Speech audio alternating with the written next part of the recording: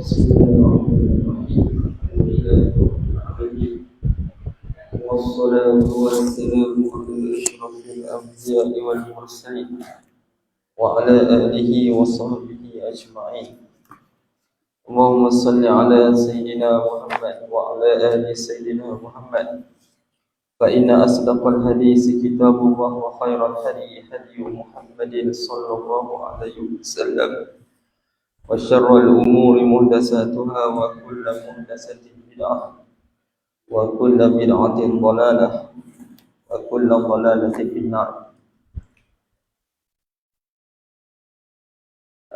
Hadis yang ke berapa? Nah ni okey. Hadis kunut tu baca dah. Baca dah.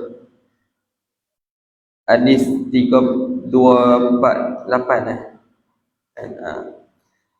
wa bisanadil muttasil ila al-imam Ibn Hajar al-Asqalani rahimahullah qala haddatsana wa an Abi Hurairah radhiyallahu anhu qala qala Rasulullah sallallahu alaihi wasallam Nabi sallallahu alaihi wasallam bersabda iza sajada ahadukum apabila sujud salah seorang daripada kamu fala yabruk kama yabrukul ba'ir, maka janganlah dia itu yabruk. Yabruk ni bahasa mudahnya janganlah dia duduk, janganlah dia turun. Maka janganlah dia turun kama yabrukul ba'ir, sebagaimana turun duduk oleh unta. Unta ni bila dia turun, dia buat turun kaki depan dulu. Lepas tu barulah dia buat turun kaki belakang. Jadi dalam riwayat ni Nabi SAW kata jangan turun seperti mana turunnya unta. Tak apa, kita tengok perbahasannya. Jadi kalau bahasa mudahnya, kalau turun unta ni jangan maksud buat turun tangan dulu baru buat turun lutut kita lah.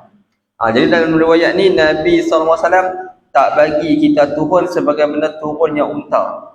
Maksudnya jangan buat turun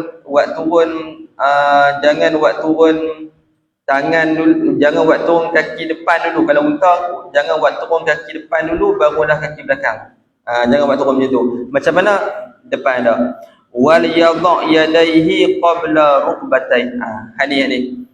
Dan hendaklah ahadukum tadi meletakkan dua tangannya sebelum dua lututnya. Ini satu riwayat. Maksudnya Nabi anjurkan sallallahu alaihi wasallam dalam hadis ni letak tangan dulu baru letak lutut. Tapi mazhab kita sebaliknya. Mazhab kita suruh letak lutut dulu baru tangan. Tapi riwayat ni letak tangan dulu sebelum lutut. Maksudnya buat turun tangan dulu. Buat turun tangan dulu baru buat turun lutut. Maksudnya bagi tangan yang mula-mula kena dulu lantai sebelum lutut kena. Kita dok buat hal mana? Kita dok buat lutut dulu baru tangan. Gitu. Tapi ini riwayat ini dipakai oleh sebahagian mazhab. Antara dia mazhab Imam Malik. Mazhab Imam Malik sunatnya lagu ni. Sunatnya mazhab dia. Faham kan? Akhrajahu salasatu, telah dikeluarkan akan hadis ini oleh salasah. Salasah tu Abu Daud, Tirmizi, Nasa'i. Abu Daud, Tirmizi, Nasa'i. Kalau arba'ah yang sebelum ni, kalau empat orang tu merujuk kepada Abu Daud, Tirmizi, Nasa'i, Ibnu Majah. Tambah Ibnu Majah seorang. Ingatlah. Kalau dalam Bulughul Maram ni dia sebut hadis ni dikeluarkan oleh tiga orang. Tiga orang tu maksudnya Abu Daud, Tirmizi, Nasa'i. Kalau empat orang dikeluarkan hadis ni oleh empat orang. Itu Abu Daud, Tirmizi, Nasa'i, tambah ada lagi Ibnu Majah. Tambah Ibnu Majah ada lagi. Itu. Jelas nah? Habis. Wa huwa dan bermula ia hadis Abi Hurairah ni. Wa huwa dan bermula ia hadis Abi Hurairah no. Hadis yang kata letak tangan dulu baru lutut tu. Aqwa min hadisi Wa'il ibn Hujrin. Lebih kuat daripada hadis Wa'il bin Hujrin. Lebih kuat daripada hadis Wa'il bin Hujrin. Hadis Wa'il bin Hujrin ni hak bawah ni. Hak bawah. Apa dia hadisnya?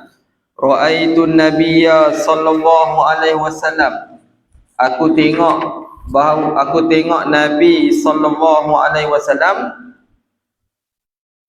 iza sajada, apabila Rasulullah sallallahu alaihi wasallam sujud, wada'a rukbatayhi qabla yadayhi. Nabi letak domir wada'a tu kembali kepada Nabi. Meletaklah oleh Nabi sallallahu alaihi wasallam akan dua lututnya Nabi sallallahu alaihi wasallam qabla yadayhi, sebelum dua tangannya Nabi sallallahu alaihi wasallam. Itu hadis Wa'il. Hadis Wa'il sebutnya tu. Bersalahan nak dengan hadis tadi? Bersalahan lah. Hadis tadi kata letak tangan dulu baru lutut. Hadis ni kata letak lutut dulu baru tangan. Hadis yang kita mengamalnya. Tapi nak banding, kata Ibnu Hajar, nak banding hadis Abu Hurairah dengan hadis Wa'il, hadis Abu Hurairah lebih kuat daripada hadis Wa'il. Apa? Akhrajahu arba'atu, dikeluarkan akan hadis tadi, hadis Wa'il ini oleh 4 orang. 4 orang tadi ya. Abu Daud, Tirmizi, Nasa'i, Ibnu Majah. Boleh? Antum 4 orang. 4 orang tu Abu Daud, Tirmizi, Nasa'i dan Al-Imam Ibnu Majah. Itu hadis Wa'il. Jadi hadis ni diamalkan oleh ketiga-tiga mazhab, iaitu Abu Hanifah, Asy-Syafi'i dan juga Ahmad. 3 mazhab ini memakai hadis Wa'il. Kata Imam Tirmizi, wal amalu alaihi inda aksari ahli ilmi yarawna an yadha'a rajulu rukbatayhi qabla yadayhi wa iza nahata rafa'a yadayhi qabla rukbatayhi. Kata Imam Tirmizi, kebanyakan ahli ilmu, ulama lah, memakai hadis Wa'il. Maksudnya letak lutut dulu baru tangan, kan? Lepas tu bila nak bangun angkat tangan dulu baru angkat lutut. Tak ada angkat lutut dulu baru angkat tangan, kecuali kalau dia uzur.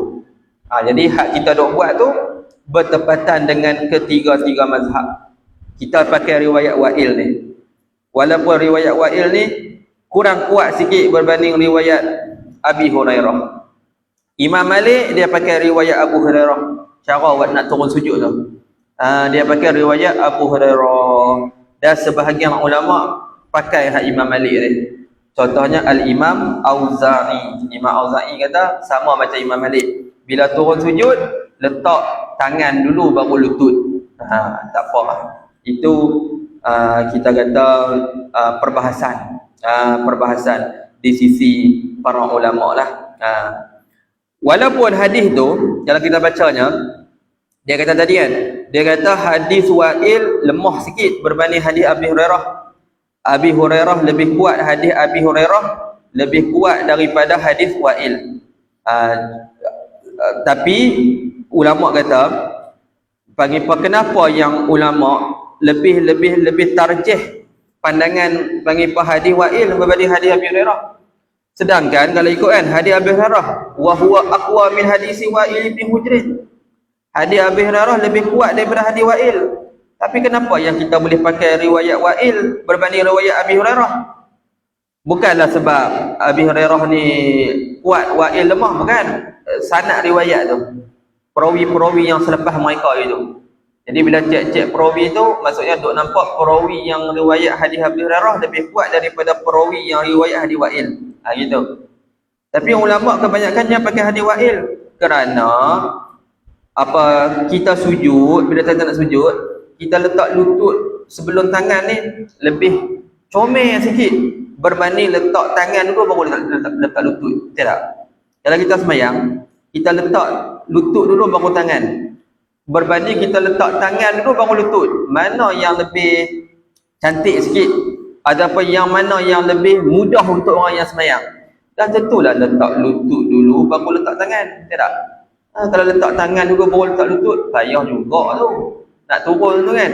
Tapi kalau letak lutut dulu baru letak tangan, kan senang. Kata Al-Imam Khattabi dalam kitab dia Ma'alimis Sunan.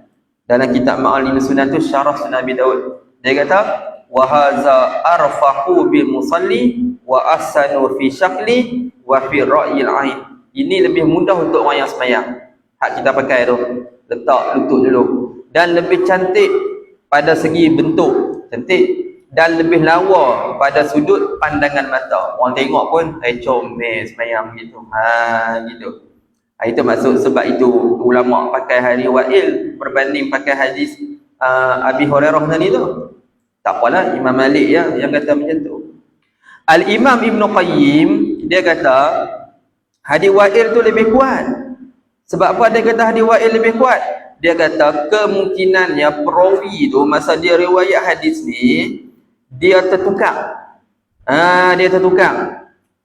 Barangkalinya hak betulnya sebut ni. Sebut tu wal yadha rukbataihi qabla yadayhi. Tiba-tiba dia pi tukar. Dia pi tukar wal yadha yadayhi qabla rukbataihi. Dia pi tukar. Itu Al-Imam Ibn Qayyim Al-Jauziyah. Faham? Ibn Qayyim kata kemungkinannya lafaz tu tertukar tu. Dia tersilap sebut. Sepatutnya fal yadha rukbataihi qabla yadayhi. Letak lutut sebelum tangan.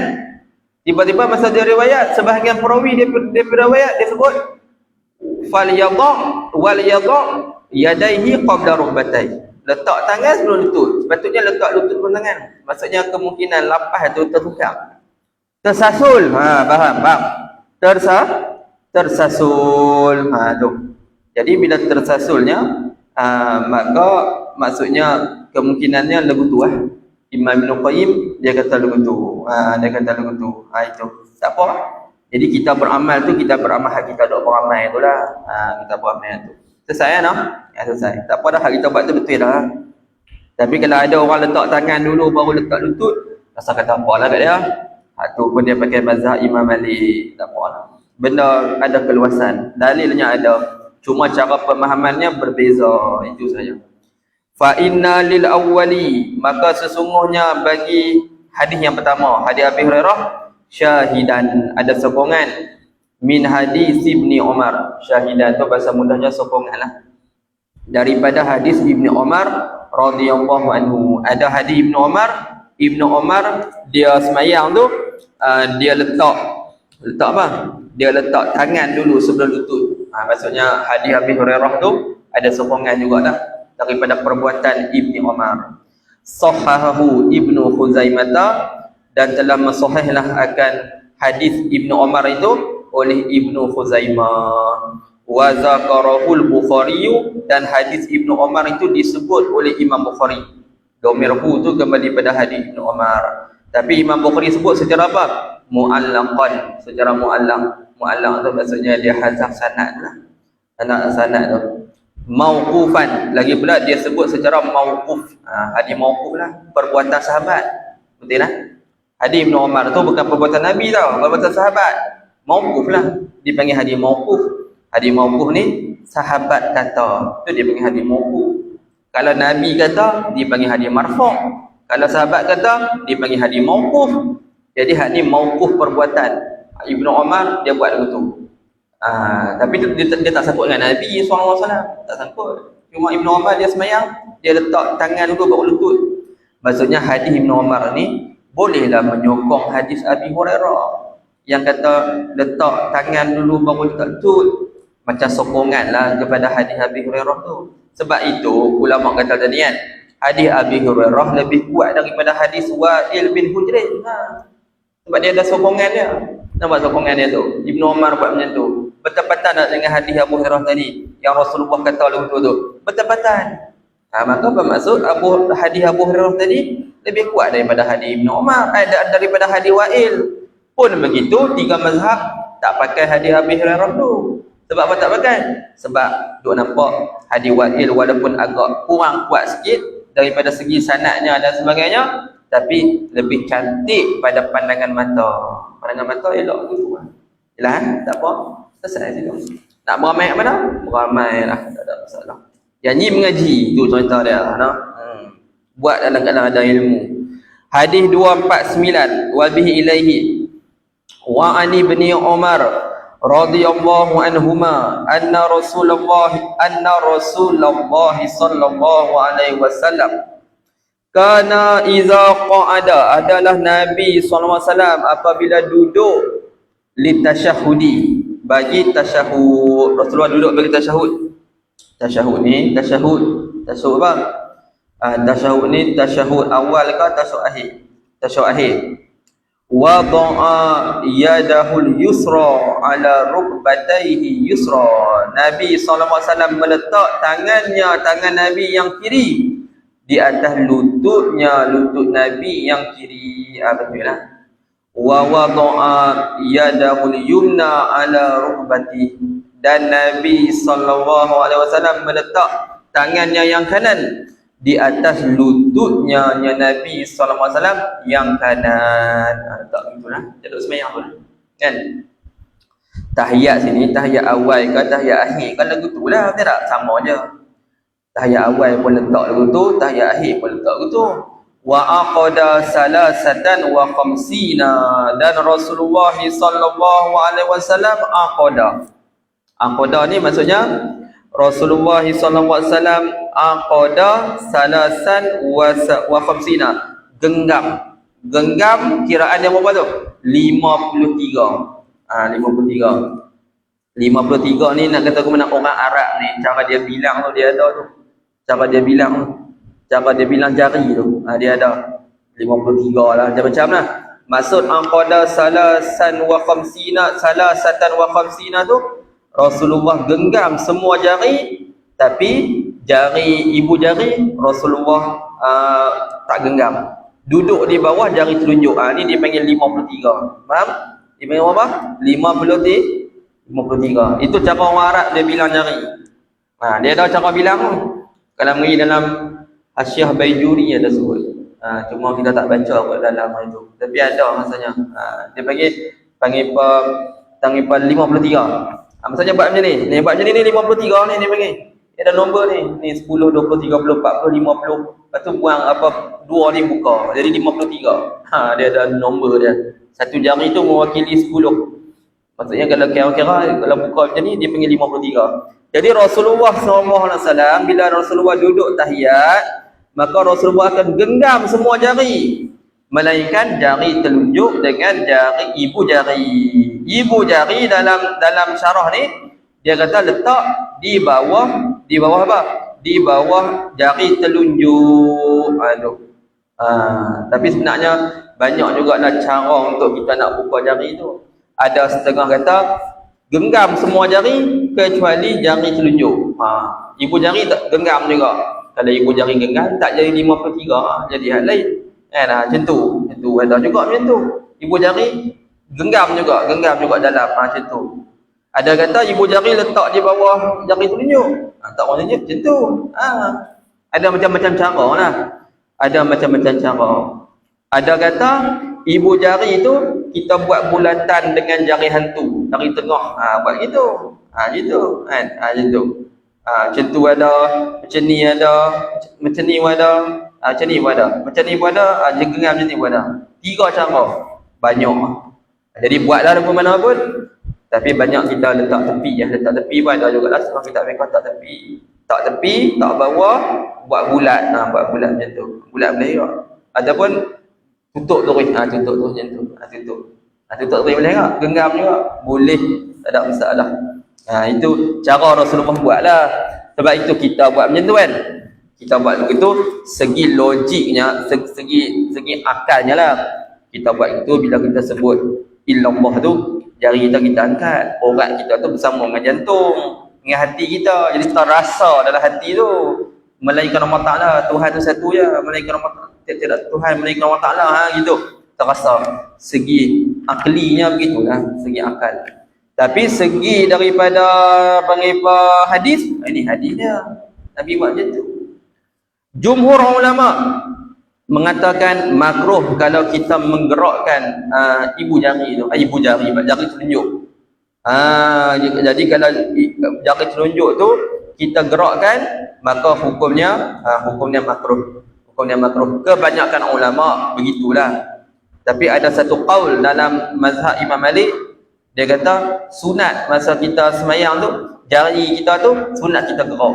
Itu sebahagian pandangan dalam mazhab Imam Malik. Pun begitu, kebanyakannya jumhur kata, majoriti kata tak usah gerak. Letak itu sudah dah sadut goyang jari telunjuk tu. Tapi kalau goyang juga, maksudnya itu satu pandangan dalam mazhab Imam Malik. Dia kata sunat goyang, sunat kita gerak-gerakkan jari telunjuk kita tu, gerak-gerakkan, bukan lukis, maksudnya gerak-gerakkan sajalah. Macam tu. Adalah pandangan lemah dalam mazhab Imam Malik, pandangan lemah dalam mazhab Imam Malik. Jadi nak angkat tu dalam mazhab Imam Syafi'i sudah maklumlah. Dalam mazhab Imam Syafi'i sunat angkat tu masa sebut illallah gitu. Jadi sunatlah kita angkat masa tu dah. Maksudnya angkat masa tu lah. Itu lebih kena lah. Lebih kena. Habis sama nanti angkat masa tu illallah gitu. Jadi itu Rasulullah buat lagu tu, maka kita pun buat dah juga. Pada itu salah satu daripada sunnah Nabi sallallahu alaihi wasallam. Dipanggil aqada salasan wa salasina. Salasan wa salasina. Akad tu ada kata akad teruslah sampailah kita bagi salam. Jangan buat turun dah. Jangan buat turun dah. Maksudnya akad tu sampailah kita bagi salam ataupun sampailah kita bangun pi rakaat yang seterusnya. Kalau tu tahiyat awal kan. Tahiyat awal nak bangun rakaat seterusnya, angkat sampai tu. Jangan buat turun terus. Maksudnya illallah tu sampai habis kan. Sampai bagi salam ataupun sampai bangkit rakaat yang seterusnya. Tak, janganlah angkat sekerat saja. Betul letak balik. Begitu. Habis. Kalau mazhab Hanafi dia macam ni. Dia kata sunat angkat tu masa tu la ilaha tu, asyhadu an la ilaha tu angkat. Betul masa illallah letak buat turun. Itu Hanafi. Hanafi dia macam tu. Yang ni mungkin kita boleh perasan kot kalau kita semayang dengan orang Pakistan kan, cuba tengok. Masa dia semayang tu dekat mana dia angkat tu, kalau kita boleh dengar kataan dia lah kan. Kalau tak dengar tak tahu juga. Tapi kalau orang Hanafi dalam kitab-kitab syarah ni dia kata gitu.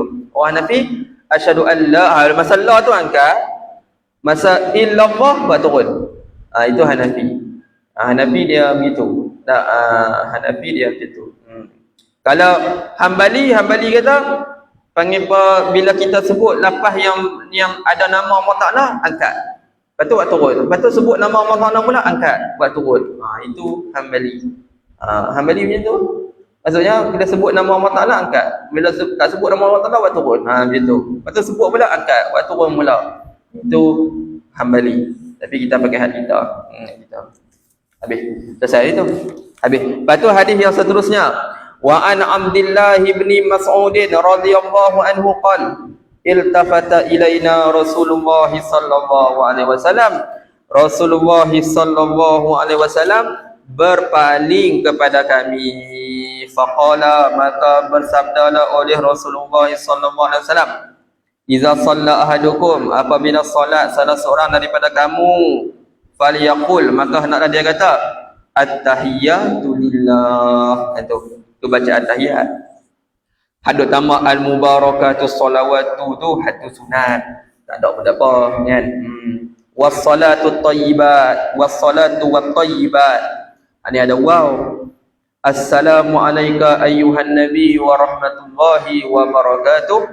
Assalamu alayna wa ala ibadillahis salihin. Itu cara bacaan tahiyat yang disebut oleh Nabi sallallahu alaihi wasallam. Jadi kita dah baca tahiyat, baca riwayat ni, at-tahiyatu lillah was-salatu wat-tayyibat. Cuma kita baca was-salatu tayyibat, tak ada waw. Mungkin kita pakai riwayat lain, tapi riwayat ni ada waw. Assalamu alayka ayyuhan nabi wa rahmatullahi wa barakatuh. Assalamu alayna wa ala ibadillahis salihin. Fa innakum iza qultum zalika, maka sesungguhnya kamu semua apabila kamu kata demikian itu, asaba kullu abdin fis sama au bainas sama'i wal ard. Apa maksud? Kitab ni ada tak? Oh, tak ada. Apabila kamu kata demikian itu, maka asaba, kenalah apa yang kamu kata itu, perkara yang duduk di langit ataupun perkara yang duduk di antara langit dengan bumi, dengan bumi. Jadi hak tu maksudnya bacaan yang kita baca tu ada kan? Sini ada tak? Iza shalla ahadukum falyaqul tak ada sini tak ada. Asyhadu an la ilaha illallah wa asyhadu anna Muhammadan abduhu wa rasuluh. Summa yatakhayyar min ad-du'a a'jabahu ilaihi fayad'uhani. Kemudian hendaklah dia memilih, seorang itu memilih daripada doa a'jabahu, benda doa yang paling dia rasa kagum, doa yang paling dia rasa kagum ilaihi kepadanya, kepada ahadikum ataupun kepada seorang tadi. Fayad'u, maka dia berdoa. Jadi hadis sunat sebelum kita bagi salam, sunat kita doa. Jadi kalau kita malas doa lepas sembahyang, sebelum bagi salam tu doa siap-siap. Senang cerita, betul tak?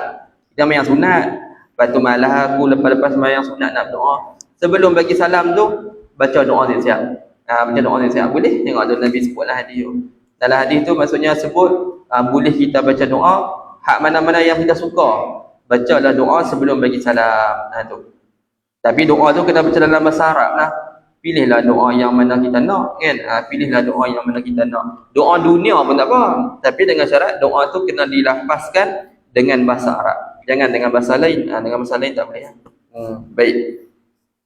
Muttafaqun alaih. Hadis tu dipersepakati antara Bukhari dan Muslim. Wa lafdhu lil Bukhari. Hadis yang kita baca tadi lafaz tu bagi Imam Bukhari ya. Walin Nasa'i, dan bagi Imam Nasa'i, kunna naqulu qabla an yufrada alaina tasyahhudu.